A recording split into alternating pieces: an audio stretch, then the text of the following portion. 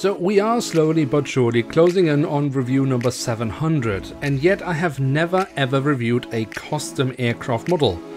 Until today. But why are we doing this? Well, because we've got a custom aircraft model from perhaps the best custom model maker in the business, from Aviation Custom Model Designer himself.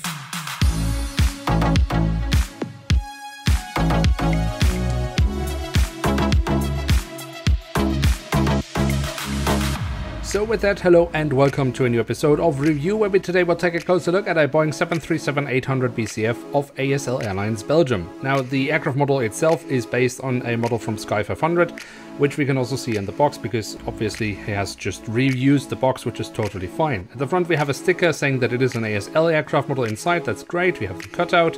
On the back side, again, the standard Sky 500 branding or design, and then of course we have this lovely sticker from Aviation Custom Model Designer. I actually quite like this design, but yeah. In any case, the box is not so important. The important thing is what is inside, and that's what we will look at now. And here she is, the Boeing 737-800BCF in the standard livery of ASL, under an Austrian registration code, but when you look that up, you will see the aircraft is flying for ASL Belgium. There are many subsidiaries of ASL, one of them being the Belgian, and apparently they do also fly with an Austrian registration code. Now, a quick word on the aircraft model itself, which of course is a Sky 500 737-800 and used to be a Hong Kong Express.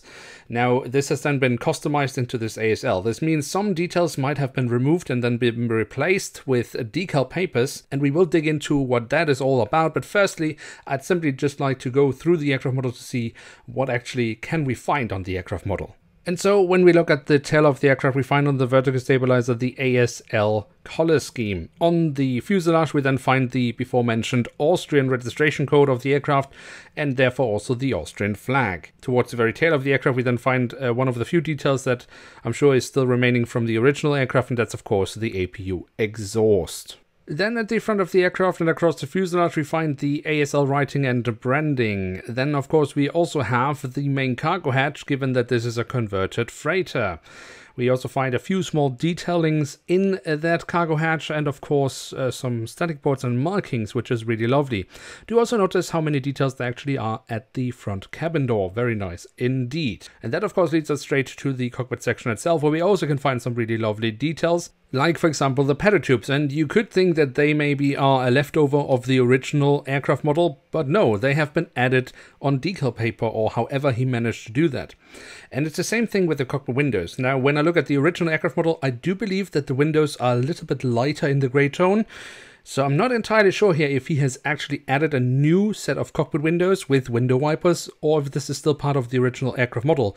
But that just says how impressive the work actually is of adding new details to the model, when you can't determine whether if it's original details or added details. An original detail of the aircraft model itself we find on the engine nacelles, where we have the silver leading edge. But then added to this custom model, we of course have the ASL branding and the safety markings, which is a lovely addition as well. The physical detailing of the engines, I think that is perfectly fine.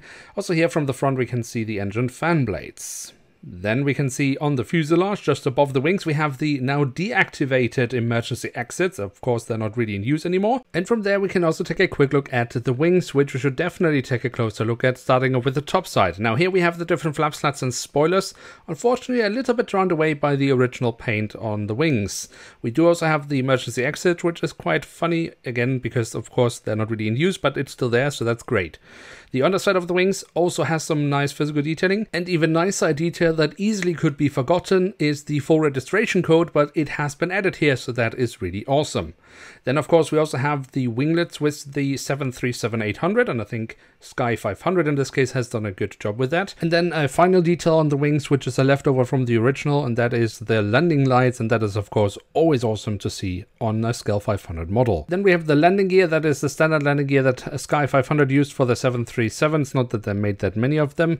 It's maybe not the best 737 landing gear I've ever seen when it comes to the physical detailing. It's a bit, bulky, but it's still all right. What I, however, really do love is the fact that we, of course, here have some printed details. They have been added for the custom model, of course, with the last 3 letters of the registration code and this little red stripe. brilliant work. And since we are talking brilliant work, why leave it at details on the landing gear? Why not also add some details on the belly of the aircraft, which you will barely ever see? But we have it, and that is great. As well as some lovely detailing with the remaining doors to the cargo compartments that we can find here at the back of the aircraft, and also here at the front of the aircraft. Now that we have done a thorough walkthrough of the model, what can we say about the model itself? So the first point is, of course, the choice of the donor model. And here, Aviation Custom Model Designer has chosen a Sky 500 737. And I think that's a good choice because the mold is at least as good as the one from Harper Wings. Although the landing gear on the current 737 from Harper Wings I think is a little bit better, we have some other advantages with the Sky 500 model, specifically when it comes to the print. Now, obviously, most of the printed details are removed from the original model, but there are some leftovers, like for example the landing lights, something we would never get from a Harper Wings model. Now to the details of the custom model itself. Now on this aircraft model I would assume that he has mostly worked with decal papers, although I know he does also, depending on the custom model, actually apply paint himself. Now what is really brilliant here is the fact that we have a plethora of details, like for example the deactivated cabin windows. I love that, but also paddle tubes and all sorts of safety markings. That's brilliant. A slight disadvantage when it comes to decal paper, in my opinion, is that the colors are never quite as vibrant as when it has been originally printed onto an aircraft model, but I've never had a custom model with printed decals where the colors were as close to the original as we see it here. Furthermore, when you see custom models with decal papers,